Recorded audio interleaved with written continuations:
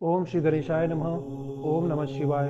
जय भवानी। आइए आज हम शिव महापुराण के महात्म्य के चतुर्थ अध्याय का वर्णन करेंगे। ब्राह्मण बोले, सौभाग्य की बात है कि भगवान शंकर की कृपा से शिव पुराण की इस वैराग्य युक्त तथा श्रेष्ठ कथा को सुनकर तुम्हें समय पर चेत हो गया। हे ब्राह्मण पत्नी, तुम डरो मत, भगवान शिव की शरण में आओ। शिव की कृपा से सारा पाप तत्काल नष्ट हो जाता है। मैं तुमसे भगवान शिव की कीर्ति कथा से युक्त उस परम वस्तु का वर्णन करूंगा जिससे तुम्हें सदा सुख देने वाली उत्तम गति प्राप्त होगी। शिव की उत्तम कथा सुनने से ही तुम्हारी बुद्धि इस तरह पश्चाताप से युक्त एवं शुद्ध हो गई है। साथ ही तुम्हारे मन में विषयों के प्रति वैराग्य हो गया है। पश्चाताप ही पाप करने वाले पापियों के लिए सबसे बड़ा प्रायश्चित है। सत्पुरुषों ने सबके लिए पश्चाताप को समस्त पापों का शोधक बताया है। पश्चाताप से ही पापों की शुद्धि होती है। जो पश्चाताप करता है वही वास्तव में पापों का प्रायश्चित भी करता है, क्योंकि सत्पुरुषों ने समस्त पापों की शुद्धि के लिए जैसे प्रायश्चित का उपदेश किया है, वह सब पश्चाताप से संपन्न हो जाता है। जो पुरुष विधि पूर्वक प्रायश्चित करके निर्भय हो जाता है पर अपने कुकर्म के लिए पश्चाताप नहीं करता, उसे प्राय उत्तम गति नहीं प्राप्त होती। परंतु जिसे अपने कुकृत्य पर हार्दिक पश्चाताप होता है, वह अवश्य उत्तम गति का भागी होता है, इसमें संशय नहीं है। इस शिव पुराण की कथा सुनने से जैसी चित्त शुद्धि होती है, वैसी दूसरे उपायों से नहीं होती। जैसे दर्पण साफ करने पर निर्मल हो जाता है, उसी प्रकार इस शिव पुराण की कथा से चित्त अत्यंत शुद्ध हो जाता है, इसमें संशय नहीं है। मनुष्य के शुद्ध चित्त में जगदम्बा पार्वती सहित भगवान शिव विराजमान रहते हैं। इससे यह विशुद्ध आत्मा पुरुष श्री सांब सदाशिव के परम पद को प्राप्त होता है। इस प्रकार यह कथा रूपी साधन सभी प्राणियों के लिए उपकारी है और इसी कारण महादेव जी ने इसको आग्रह पूर्वक प्रकट किया है। इस कथा से भगवान उमापति का ध्यान सिद्ध हो जाता है। उस ध्यान से परम ज्ञान और उससे मोक्ष की प्राप्ति निश्चय होती है। भगवान शंकर के ध्यान में मग्न हुए बिना भी यदि कोई इस कथा को मात्र सुनता है, वह दूसरे जन्म में भगवान के ध्यान को सिद्ध कर परम पद को पा लेता है। इस कथा के श्रवण से भगवान शंकर के ध्यान को प्राप्त कर पश्चाताप करने वाले पापी पुरुष सिद्धि को प्राप्त हो गए हैं। इस उत्तम कथा का श्रवण समस्त मनुष्यों के लिए कल्याणकारी है। अतः यथोचित मार्ग से इसकी आराधना अथवा सेवा करनी चाहिए। यह कथा श्रवण भव बंधन रूपी रोग का नाश करने वाला है। भगवान शिव की कथा को सुनकर फिर अपने हृदय में उसका मनन एवं निधि ध्यासन करने से पूर्णतया चित्त शुद्धि हो जाती है। चित्त शुद्धि होने से महेश्वर की भक्ति अपने दोनों पुत्रों ज्ञान और वैराग्य के साथ निश्चय ही प्रकट होती है। तत्पश्चात महेश्वर के अनुग्रह से दिव्य मुक्ति प्राप्त होती है, इसमें संशय नहीं है। जो शिव भक्ति से वंचित हैं, उसे पशु समझना चाहिए, क्योंकि उसका चित्त माया के बंधन में आसक्त है। वह निश्चय ही संसार बंधन से मुक्त नहीं हो पाता। हे ब्राह्मण पत्नी, इसीलिए तुम विषयों से मन को हटा लो और भक्ति भाव से भगवान शंकर की इस परम पावन कथा को सुनो। परमात्मा शंकर की इस कथा को सुनने से तुम्हारे चित्त की शुद्धि होगी और उससे तुम्हें मोक्ष की प्राप्ति हो जाएगी। निर्मल चित्त से भगवान शिव के चरण बिंदु का चिंतन करने वाले की एक ही जन्म में मुक्ति हो जाती है। यह मैं तुमसे सत्य सत्य कहता हूँ। सूत जी बोले, शौनक, इतना कहकर वे श्रेष्ठ शिव भक्त ब्राह्मण मौन हो गया। उनका हृदय करुणा से आर्द्र हो गया। वे शुद्ध चित्त महात्मा भगवान शिव के ध्यान में मग्न हो गए। तदंतर बिंदुक की पत्नी चंचूला मन ही मन प्रसन्न हो उठी। ब्राह्मण का उपदेश सुनकर उसके नेत्रों में आनंद के आंसू छलक आए थे। वह ब्राह्मण पत्नी चंचूला हर्षित हृदय से उन श्रेष्ठ ब्राह्मण के चरणों में गिर पड़ी और हाथ जोड़कर बोली, मैं कृतार्थ हो गई।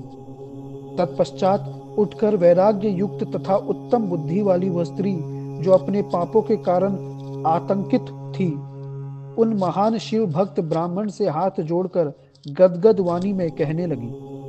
चंचूला बोली कि हे ब्राह्मण, हे शिव भक्तों में श्रेष्ठ, हे स्वामिन, आप धन्य हैं, परमार्थदर्शी हैं और सदा परोपकार में लगे रहते हैं। इसीलिए आप श्रेष्ठ साधु पुरुषों में प्रशंसा के योग्य हैं। हे साधु, मैं नरक के समुद्र में गिर रही हूं, आप मेरा उद्धार कीजिए, उद्धार कीजिए।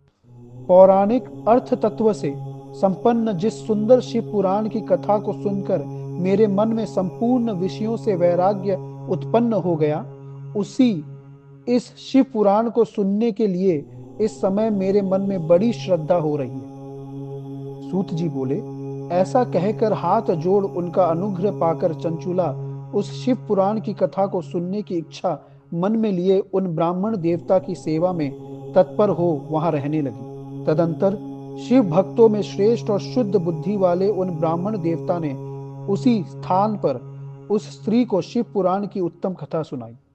इस प्रकार उस महाक्षेत्र में उन्हीं श्रेष्ठ ब्राह्मण से उसने शिव पुराण की वह परम उत्तम कथा सुनी, जो भक्ति, ज्ञान और वैराग्य को बढ़ाने वाली तथा मुक्ति देने वाली है। उस परम उत्तम कथा को सुनकर वह ब्राह्मण पत्नी अत्यंत कृतार्थ हो गई। उन सद्गुरु की कृपा से उसका चित्त शीघ्र ही शुद्ध हो गया। भगवान शिव के अनुग्रह से उसके हृदय में शिव के सगुण रूप का चिंतन होने लगा। इस प्रकार सद्गुरु का आश्रय लेकर उसने भगवान शिव में लगी रहने वाली उत्तम बुद्धि पाकर शिव के सच्चिदानंदमय स्वरूप का बारंबार चिंतन आरंभ किया। वह प्रतिदिन तीर्थ के जल में स्नान करके जटा और वल्कल धारण करने लगी तथा समूची देह में भस्म लगाकर रुद्राक्ष के आभूषण धारण करने लगी। वह भगवान शिव के नाम जप में लगी रहती थी। संयमित वाणी और अल्पाहार करते हुए गुरु के बताए मार्ग से वह शिव जी को प्रसन्न करने लगी। हे शौनक, इस प्रकार शंभु का उत्तम ध्यान करते हुए उस चंचूला का बहुत सा समय बीत गया। तत्पश्चात समय के पूर्ण होने पर भक्ति, ज्ञान और वैराग्य से युक्त हुई चंचूला ने अपने शरीर को बिना किसी कष्ट के त्याग दिया। इतने में ही त्रिपुर शत्रु भगवान शिव का भेजा हुआ एक दिव्य विमान द्रुत गति से वहां पहुंचा, जो उनके अपने गणों से संयुक्त और भांति भांति के शोभा साधनों से संपन्न था। चंचूला उस विमान पर आरूढ़ हुई और भगवान शिव के श्रेष्ठ पार्षदों ने उसे तत्काल शिवपुरी में पहुंचा दिया। उसके सारे मल धुल गए। वह दिव्य रूप धारिणी दिव्यांगना हो गई। उसके दिव्य अवयव उसकी शोभा बढ़ाते थे। मस्तक पर अर्धचंद्र का मुकुट धारण किए वह गौरांगी देवी शोभाशाली दिव्य आभूषणों से विभूषित थी। वहां पहुंचकर उसने त्रिनेत्रधारी महादेव जी को देखा। ब्रह्मा, विष्णु आदि देवता उन सनातन शिव की सेवा कर रहे थे। गणेश, भृंगी, नंदीश, वीरभद्रेश्वर आदि गण उत्तम भक्ति के साथ उनकी उपासना कर रहे थे। उनकी अंग कांति करोड़ों सूर्य के समान प्रकाशित हो रही थी। कंठ में नील चिन्ह शोभा पाता था। उनके 5 मुख थे और प्रत्येक मुख में 3-3 नेत्र थे। मस्तक पर अर्धचंद्रकार मुकुट शोभा देता था।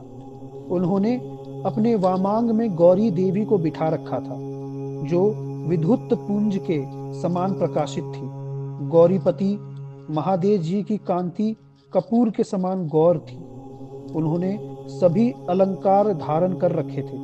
उनका सारा शरीर श्वेत भस्म से भासित था। शरीर पर श्वेत वस्त्र शोभा पा रहे थे। वे अत्यंत उज्जवल वर्ण के थे। इस प्रकार परम उज्जवल भगवान शंकर का दर्शन करके वह ब्राह्मण पत्नी चंचूला बहुत प्रसन्न हुई।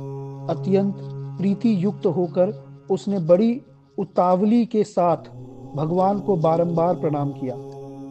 फिर हाथ जोड़कर वह बड़े प्रेम, आनंद और संतोष से युक्त हो विनीत भाव से खड़ी हो गई। उसके नेत्रों से आनंद स्वरूप आंसुओं की अविरल धारा बहने लगी तथा संपूर्ण शरीर में रोमांच हो गया।